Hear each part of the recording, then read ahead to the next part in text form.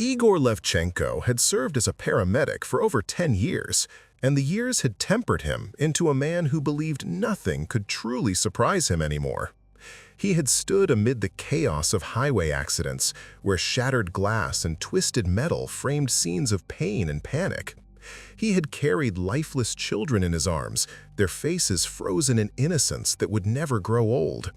He had listened to the last breaths of the elderly, his hands steady as their fading grip clung to him for a final moment of contact.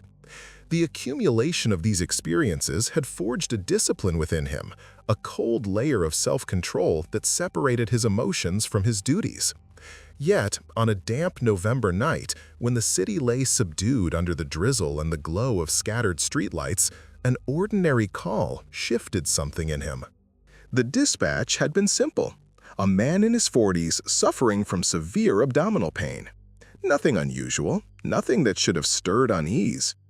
The address, however, was in a newly constructed residential district, a place where cranes still loomed above unfinished blocks and the roads smelled of fresh asphalt. As the ambulance approached, Igor noticed the silence of the area, an unsettling stillness broken only by the hum of the engine. At the house, a young man greeted them. He introduced himself as the patient's son, his voice polite yet strangely mechanical.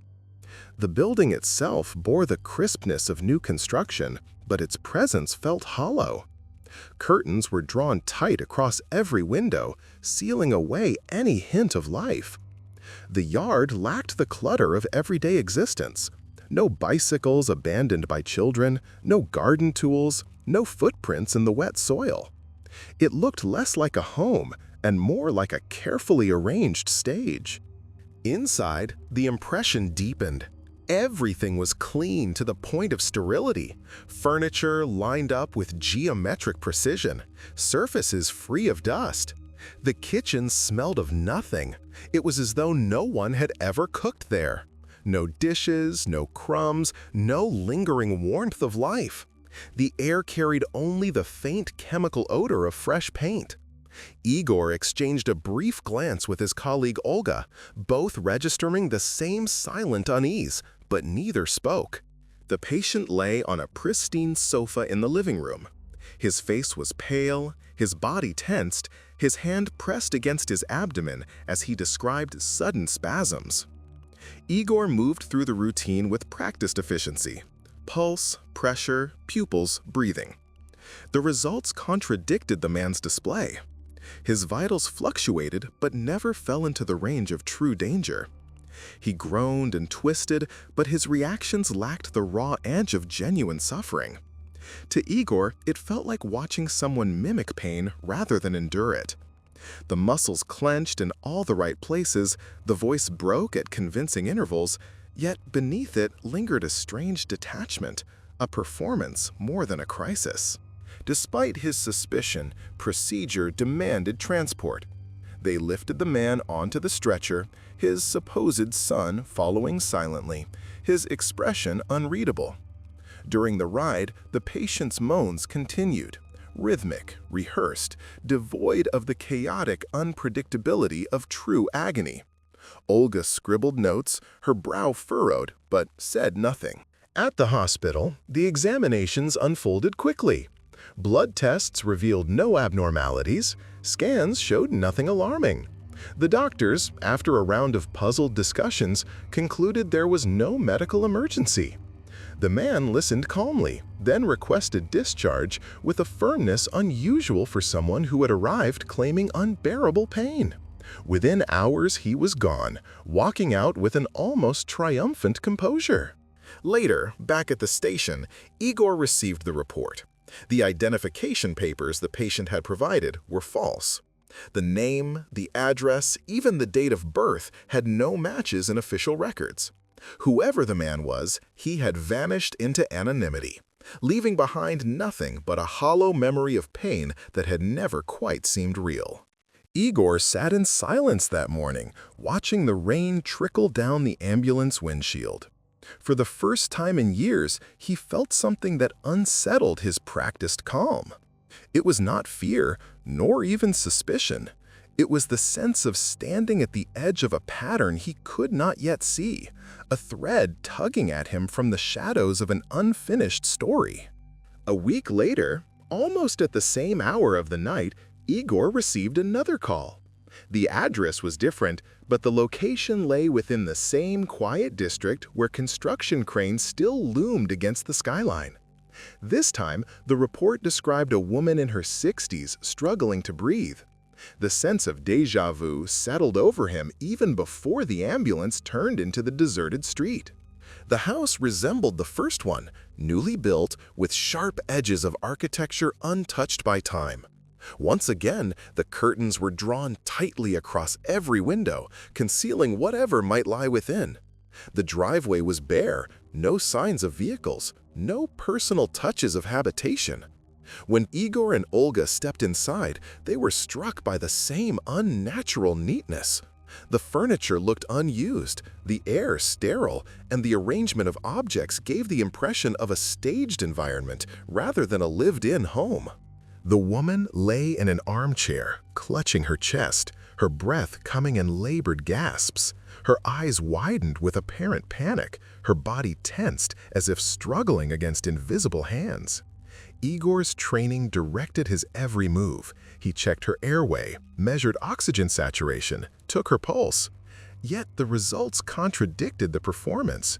The readings fell well within normal ranges, oxygen levels steady, no cyanosis, no wheezing. Her breathing sounded forced, almost rehearsed.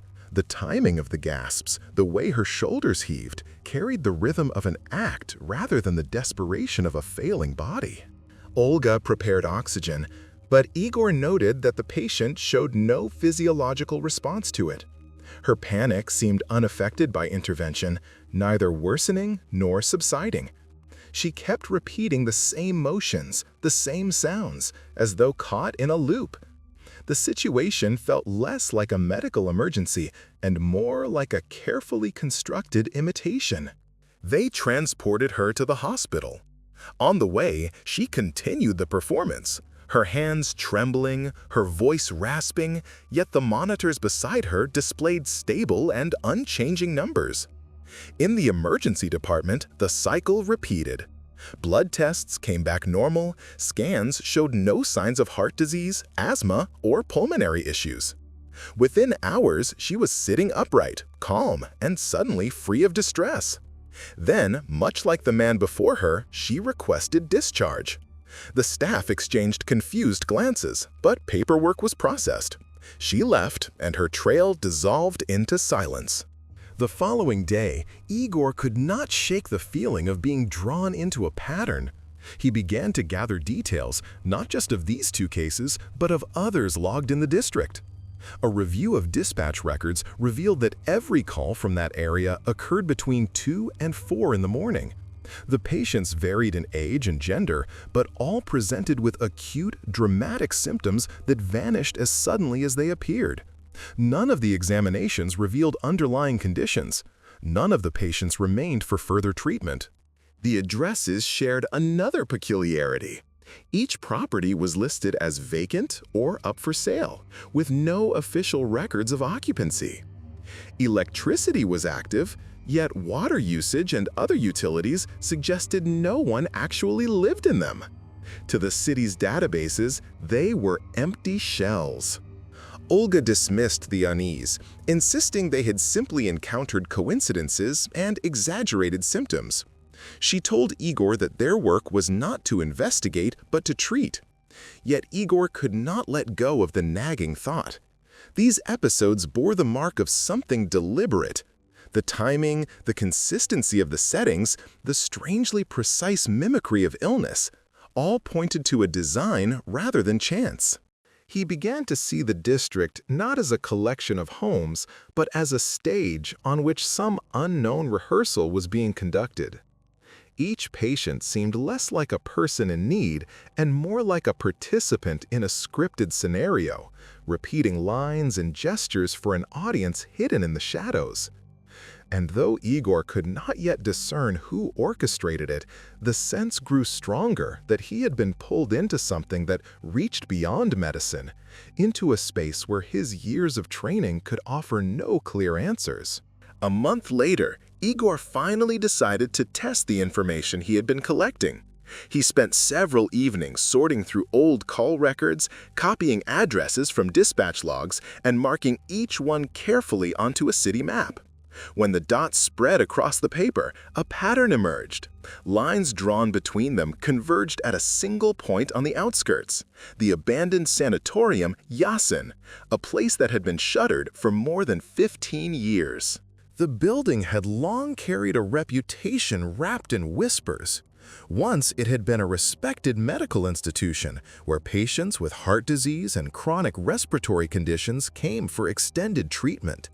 But a string of unexplained deaths had cast a shadow over its halls. Families of the deceased spoke of negligence, others hinted at darker causes, and eventually the facility was closed under ambiguous circumstances. The grounds had since decayed behind rusted fences, and windows stared out empty, their glass panes fractured or gone. Few people went near it. Igor's curiosity overpowered his caution. One evening after a shift, he drove toward the forgotten district. The road narrowed, framed by skeletal trees, until the vast silhouette of the sanatorium emerged. Against the twilight sky, the structure loomed, its wings stretching like the arms of a creature long asleep. He parked a distance away and approached on foot. At first glance, the grounds looked deserted. Weeds choked the pathways, and the metal gates sagged under the weight of corrosion. Yet, beneath the silence, small inconsistencies caught his eye. The dirt near the entrance bore the distinct imprints of tires, fresh enough to show clear tread marks. Nearby, in the softened soil, he spotted shoe prints overlaying one another, too recent to belong to passers-by. Someone had been here, and not long ago. He found a gap in the fencing and slipped through. Inside, the air smelled of dampness and dust, heavy with the weight of time. His footsteps echoed as he crossed the cracked tiles of the main hall. But before long, another sound reached him. Muffled voices, their rhythm suggesting instruction rather than conversation. He followed the sound, moving carefully down a corridor lit faintly by shafts of moonlight. The voices grew clearer as he approached a wide double door. It stood slightly ajar, and from within spilled a dim glow, not of electricity, but of lanterns or portable lamps. Pressing himself to the wall, Igor peered inside. What he saw froze him in place. In the spacious hall where therapeutic classes had once been held, rows of chairs were arranged with military precision. Seated upon them were dozens of people. He recognized faces immediately. The man who had clutched his abdomen in pain, the woman who had feigned suffocation, and several others from recent calls. Their postures were attentive, their expressions focused, as though students in a lecture. At the front stood a man in a white coat, his gestures confident and deliberate. On tables before him lay medical equipment, stethoscopes, defibrillator pads, oxygen masks, and folders filled with papers. The speaker pointed to diagrams on a board, explaining in detail how to respond to strokes, heart attacks, and respiratory failures. His voice, firm and clinical, filled the hall with a strange authority. The scene carried no resemblance to a gathering of patients. There was no sign of suffering, no chaos of illness. Instead, it was a controlled environment, a classroom disguised as a ward. The people followed instructions, mimicking symptoms, rehearsing reactions with unnerving accuracy. It was a training ground, and the illnesses Igor had witnessed on his shifts were nothing more than exercises played out beyond these walls. Igor's pulse quickened as the realization sank in. The empty houses, the precise timing of calls, the vanishing conditions, all pointed back here, to this secret rehearsal inside the carcass of a dead sanatorium. Whatever was happening was not about healing, but about simulation. And though the purpose remained hidden, the scale of coordination was undeniable. Standing in the shadows, Igor felt both the weight of discovery and the chill of danger. He had pulled a thread in the fabric of his routine work, and it had led him here, to a place where the ordinary rules of medicine dissolved into something calculated and unsettling. For the first time, he understood that he was not dealing with isolated oddities, but with a system designed with intent, operating behind the facade of sickness and care. Igor remained hidden behind the cracked door, his breath shallow, his palms damp with unease. Inside the hall, the strange gathering unfolded with unsettling precision. One by one, the seated participants rose and stepped forward to act out scenes of suffering. A middle-aged man clutched his chest, stumbling as though struck by a sudden heart attack. Another collapsed onto the floor, limbs twitching violently in an imitation of convulsions. A woman staggered back, gasping for air, her hands clawing at her throat as if suffocation were stealing the life from her. The others watched in silence, their faces expressionless, as though assessing each detail. Notes were scribbled into notebooks, gestures were observed with the sharpness of examiners. The man in the white coat corrected them, calmly but firmly. He adjusted the position of a hand, reminded one participant to groan louder, and urged another to time their collapse more convincingly. It was not chaos, not improvisation, but rehearsal. Each person was learning to portray pain with accuracy, as if preparing for a performance that demanded perfection. The atmosphere was colder than Igor could comprehend. The hall no longer resembled a hospital or training center, but something theatrical and grotesque, where suffering itself had become a subject of study. Every spasm, every cough, every flicker of anguish was dissected and refined. They were students of agony, rehearsing until their mimicry could not be distinguished from reality. As Igor's heart pounded in his chest, a sudden movement caught his eye.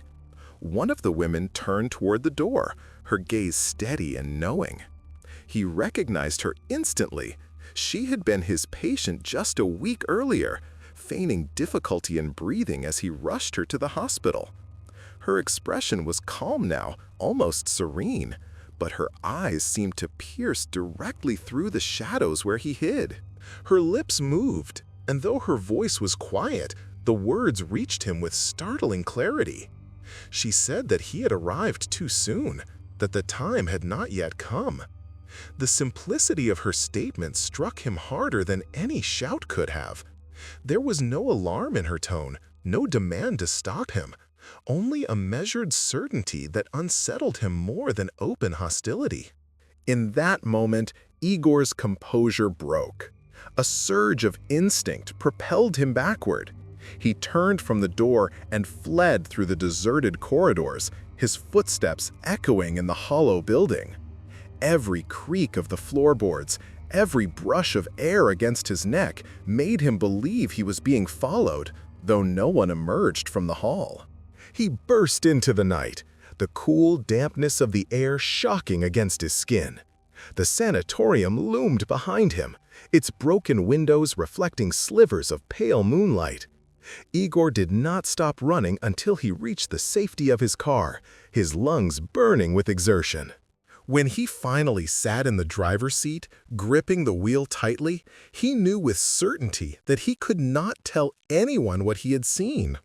No police officer or hospital administrator would believe that patients were gathering in a ruined building to rehearse illnesses under the guidance of a mysterious instructor.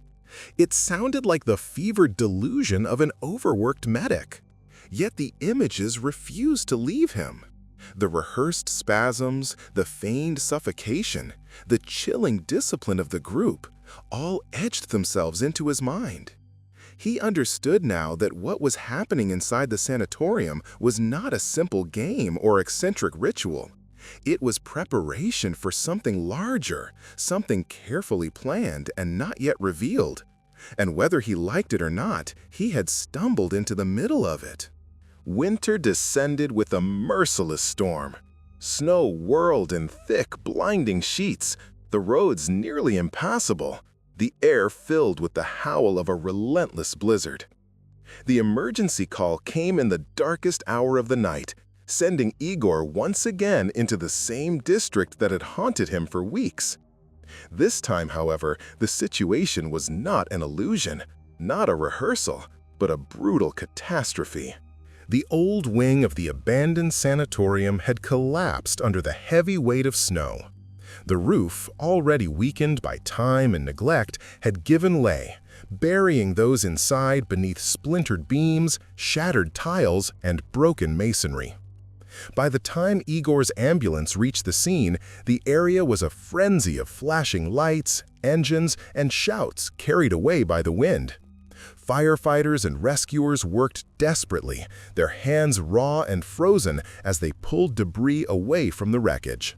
Igor stepped into the chaos, the crunch of snow beneath his boots drowned out by the groaning of the ruined structure.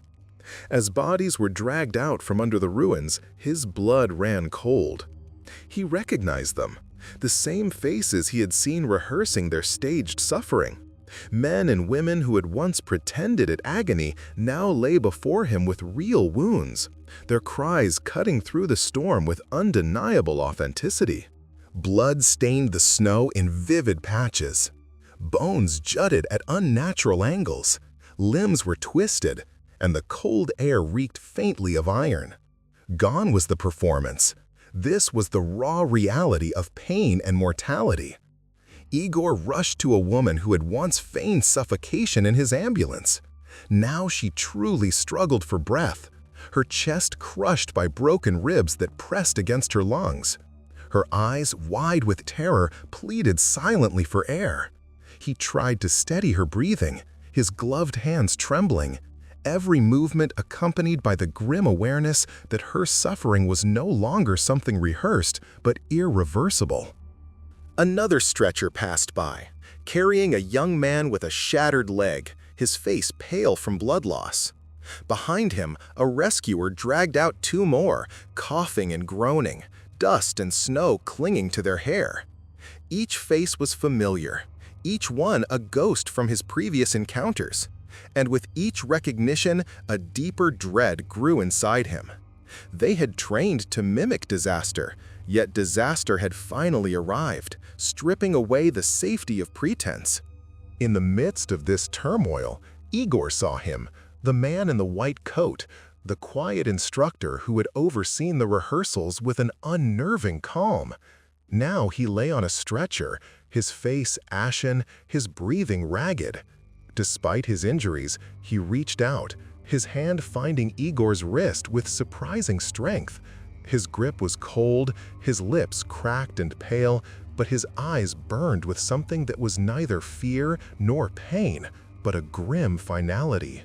With the storm howling around them and sirens wailing in the distance, the man leaned closer, his voice rasping barely above a whisper. He told Igor that all of it had been preparation, that their suffering had been rehearsed so someone would know, so someone would remember. Each word was labored, fading into the roar of the wind, yet the weight of them pressed deep into Igor's mind. The man's hand slipped away, his chest shuddered once more, and then stilled. His body, like so many others that night, was surrendered to the silence that followed. The rescuers carried him off into the blizzard, leaving Igor rooted to the snow, his thoughts fractured between horror and revelation. The sanatorium, once a stage for false agony, had become a graveyard of truth. The storm raged on, but Igor no longer felt the cold. The reality of what he had witnessed, of what he had been warned, settled into him with a weight far heavier than the snow that had crushed the roof. The rehearsal was over, the suffering was real, and the message, however cryptic, could not be ignored. The investigation concluded with unsettling contradictions. Official records showed that the building had stood vacant for years, its ownership tangled in bureaucratic neglect, its utilities disconnected long ago. According to the documents, no one had any legal right to reside there. No tenants, no caretakers, no visitors. Yet dozens of bodies had been recovered from beneath the collapsed roof. When authorities attempted to identify them, the trail dissolved into nothingness. Their papers were false, their histories fabricated, their addresses and relatives non-existent. It was as if the victims had been erased from the fabric of society, shadows without origin, names without substance. Igor followed the reports with a sense of disbelief that gnawed at him long after the storm cleared. The official explanation reduced the dead to vagabonds, to drifters, to people who had fallen through the cracks of the system and assembled in the ruins out of desperation. Perhaps they were homeless, refugees, or outcasts, all driven to create an illusion of importance through their bizarre rehearsals of sickness and suffering. By feigning illness, they may have sought the fleeting comfort of being acknowledged, of being rescued, of mattering to someone, even if only for the brief span of an ambulance ride. But this explanation felt incomplete. Igor could not ignore the sharp precision with which they had organized themselves. Their training had been too structured, their roles too deliberate, their unity too purposeful. It was as though an unseen hand had guided them, drilling them for something beyond survival. The rehearsals had not been the chaotic play of the desperate, but the methodical preparation of a collective. The thought unsettled him more than any ghost story, for it implied intent, and intent required direction. Yet for what purpose, and for whose benefit, remained beyond his grasp. Nights passed, and life resumed its monotonous rhythm of sirens, corridors, and weary faces. Still, the memory clung to him, like a stain that no shift of duty could wash away.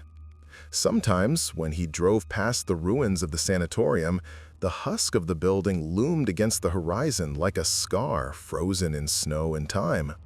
Its windows, shattered and blackened, reflected nothing, but once or twice Igor thought he saw movement, a fleeting silhouette framed by broken glass, a figure standing silently in the void. On those nights, he would slow the ambulance for a heartbeat, listening beyond the hum of the engine. A faint murmur seemed to carry from within the ruins, a hollow echo of voices layered upon one another, indistinct yet insistent, as though a rehearsal still continued behind those ruined walls. Whether it was memory, imagination, or something less tangible, he could not say. The storm had passed, the dead had been buried, and the world had turned its attention elsewhere. Yet for Igor, the sense remained that what he had witnessed was not an ending, but only a fragment of a larger design. The rehearsal, stripped of stage and players, seemed to persist in some other dimension, rehearsing not for rescue, but for something darker.